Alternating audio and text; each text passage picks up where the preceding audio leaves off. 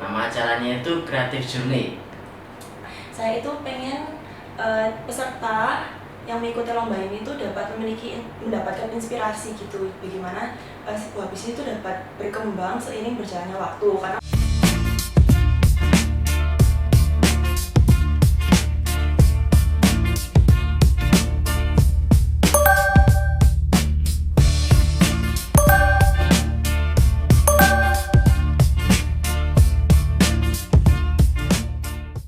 Salam damai sejahtera untuk kita semua. Puji syukur kepada Tuhan. Jadi pada kali ini Lembaga Pers Mahasiswa Fakultas Bisnis Universitas Katolik Widya Mandala Surabaya dapat menyelesaikan podcast untuk BIKAM. Jadi untuk BIKAM ke-29. Pada BIKAM ke-29 ini tema yang diangkat adalah mengenai balancing book and business, how to become a student digipreneur. Pada podcast kali ini terdapat 6 rubrik yang akan dibahas, yaitu bagaimana kisah perjalanan dalam menjalani bisnis di era digital, motivasi dan tantangan sebagai mahasiswa yang berbisnis. Juga ada yang kedua, apa saja skill dan mindset yang diperlukan mahasiswa untuk menjadi seorang digipreneur. Ketiga, bagaimana strategi mencari dan mengatasi keterbatasan modal serta peluang kolaborasi dari lingkungan kampus. Juga bagaimana menyeimbangkan antara kuliah dan mengelola bisnis. Bagaimana perkembangan dunia digipreneurship di kalangan mahasiswa saat ini. Dan yang terakhir, yang keenam, tips dan trik bagi mahasiswa yang ingin berbisnis dengan platform digital tetapi masih ragu. Kami mengucapkan banyak terima kasih kepada dosen, mahasiswa, juga kepada seluruh panitia, baik yang mengisi rubrik ataupun yang menyelesaikan podcast BIKAM ini. Selamat menonton, terima kasih, Tuhan memberkati. Salam sejahtera untuk kita semua. Sebelumnya, perkenalkan saya Rosalin Enderwijaya selaku Ketua Pelaksana BIKAM 29. Puji dan syukur saya panjatkan kepada Tuhan Yang Maha Esa, karena atas limpahan berkat dan rahmat-Nya kita semua dapat menyelesaikan serta menyelenggarakan podcast BIKAM 29 dengan tema Balancing Books and Business, How to Become a Student Digipreneur. Program ini lahir dari semangat serta kepedulian terhadap peran mahasiswa di era digital saat ini. Bagaimana kita tidak hanya berfokus untuk mengajar akademik, tetapi kita juga mampu untuk berkarya serta berinovasi dan berwirausaha sejak dini dengan memanfaatkan teknologi digital sebagai jembatan untuk meraih mimpi. BIKAM 29 sendiri terdiri dari 7 rubrik episode, yakni The Star More Than Anyone Else, Opinion, Who Are You, The Trophy Is Coming, Campus Life, serta Shoni, di mana setiap rubriknya memiliki topik bahasan yang berbeda serta narasumber yang beragam serta inspiratif, meliputi narasumber eksternal, dosen, serta para mahasiswa dari Fakultas Bisnis Universitas Katolik Widya Mandala Surabaya.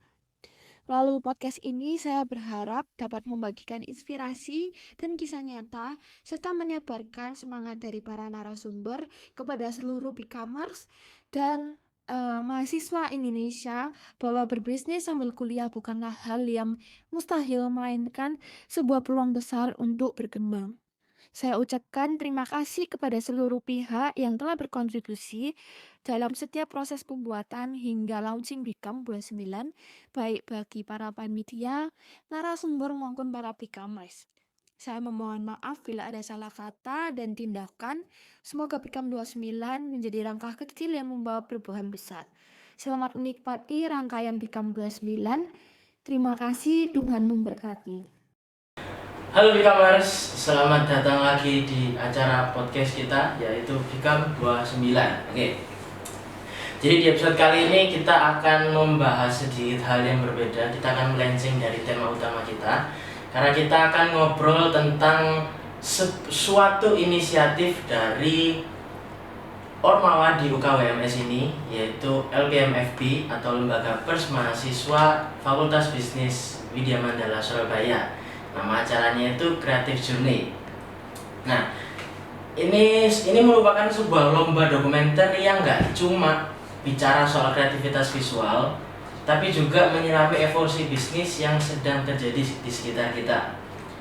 Kita bakal kupas semuanya langsung bersama Ketua Pelaksana Creative Journey. Beliau akan cerita langsung tentang halangan, terus harapan dan juga dampak dari acara ini. Oke? Halo Kak Yuki. Halo. Oke. Mungkin bisa perkenalan diri tipis-tipis namanya gitu. Oke, baik. Jadi perkenalkan, nama saya Priscilla Kiatanto, biasanya dipanggil Yuki. Saya merupakan mahasiswa semester 4 jurusan manajemen dan saat ini saya merupakan anggota tetap Ormawa LPMFB. Iya. Oke. Terus bisa diceritain nggak sih tentang LPMFB sendiri, terus peran kakak di organisasi ini itu sebagai apa? Oke, baik. Jadi LPMFB atau sering didengar dengan Lembaga Pers Mahasiswa Fakultas Bisnis itu merupakan organisasi yang berfokus pada publikasi di Fakultas Bisnis. Jadi mereka itu kayak meliput kegiatan-kegiatan yang ada di Fakultas Bisnis ini. Kemudian untuk peran saya, jadi saya itu merupakan anggota di divisi HCD atau Human Capital Development, di mana HCD ini mereka itu lebih fokus untuk mengembangkan potensi dari anggota internal LPMFB. Jadi mencakup kayak memastikan kalau anggota itu melakukan piketnya dan melakukan tugasnya di divisi mereka masing-masing. Jadi kita juga ada evaluasi bulanan mengenai kinerja anggota gitu. Oke. Terus ini kan Kak Yuki ini kan sebagai ketua pelaksana dari Creative Journey ya. Bisa dijelasin nggak tentang konsep dari Creative Journey dan bagaimana acaranya ini dirancang?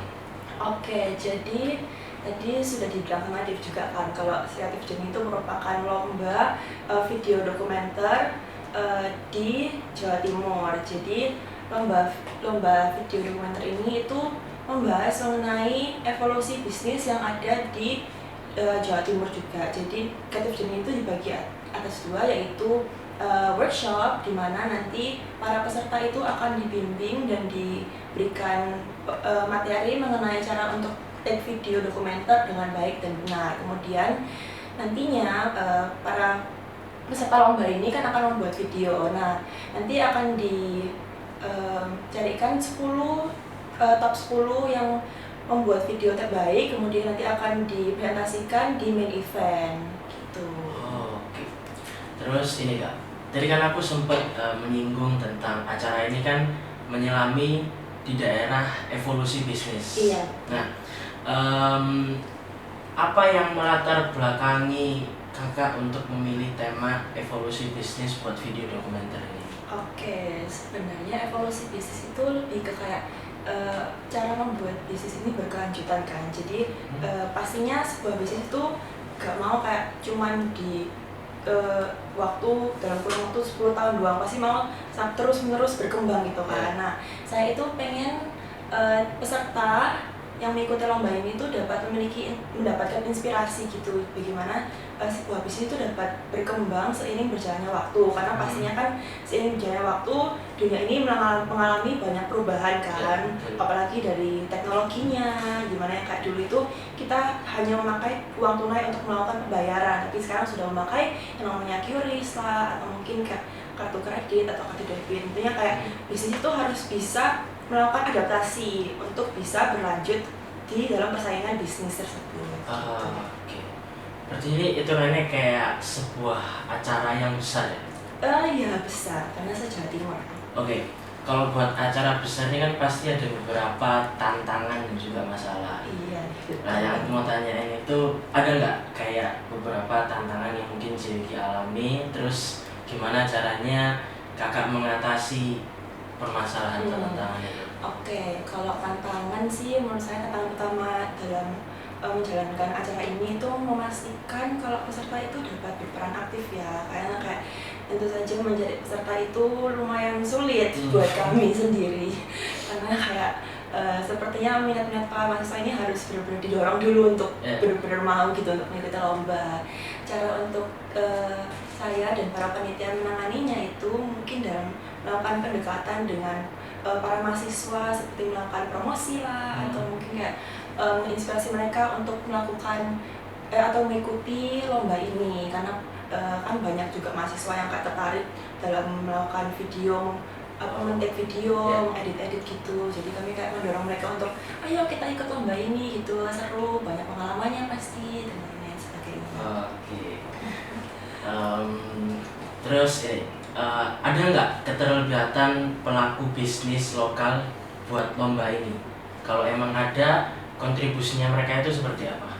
Pastinya ada dong, karena kan para peserta lomba ini kan nanti didorong untuk melakukan wawancara kan kepada orang-orang di lokal bisnis. Jadi kontribusi mereka itu bisa dalam memberikan wawasan dan juga pengalaman-pengalaman nyata mereka dengan cara kayak melakukan wawancara tersebut. Oke. Terus menurut kakak nih ya, gimana kompetisi ini dapat meningkatkan kesadaran mahasiswa terhadap perkembangan bisnis di Jawa Timur sendiri? Mungkin kan karena para peserta itu kan didorong untuk melakukan video wawancara dengan para pemilik bisnis kan. Jadi mungkin mereka itu bisa mendapatkan inspirasi gitu dari pemilik bisnis-bisnis ini, kayak bagaimana mereka melakukan bisnis mereka dari yang awalnya nol tiba-tiba sampai besar gitu. Jadi mendapatkan inspirasi kan. Oke. Kan berarti ada satu momen di mana mereka itu kan saling berkomunikasi sama lain. Iya benar. Apa harapan kakak terhadap dampak lomba ini bagi peserta dan di dunia bisnis? Kalau dampak sih tentu saja saya berharap agar peserta ini dapat mendapat inspirasi kan, tentu saja, dan bisa membuat inovasi mereka sendiri nantinya saat mungkin ketika mereka sudah lulus dan akan melakukan sebuah bisnis. Saya harap mereka bisa kayak mengingat, oh saya dulu pernah wawancarai pemilik bisnis ini, di saat wawancara itu mungkin mereka memberikan kayak pengalaman seperti ini, mungkin bisa saya coba gitu. Oke. Jadi bisa buat pengalaman pribadi masing-masing. Iya benar sekali.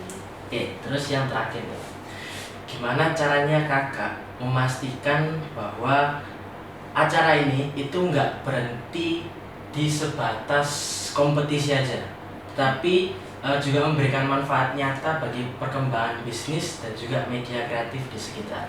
Oke, jadi LPMFB ini itu berkomitmen untuk selalu mengadakan lomba-lomba kan setiap tahunnya. Nah, Creative Journey itu juga merupakan salah satu lomba yang diadakan setiap tahun gitu.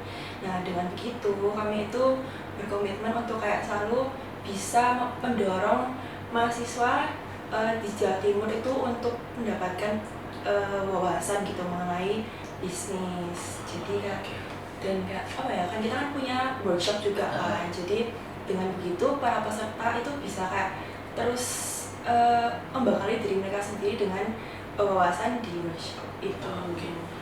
Berarti mungkin yang aku tangkep ini ya, berarti Creative Journey ini lebih ke mengepush mahasiswa-mahasiswa untuk bisa lebih improve diri mereka sendiri di bidang mungkin bisnis kalau buat secara lingkup besar, tapi mungkin buat lingkup kecilnya lebih ke bagaimana cara mereka berbicara dengan orang lain, terus mungkin mengatasi problem-problem yang muncul ketika mereka melakukan bisnis tersebut sendiri. Betul. Oke. Ya, mungkin itu saja dari podcast hari ini. Iya, baik, oke. Dadah. Ya, dadah.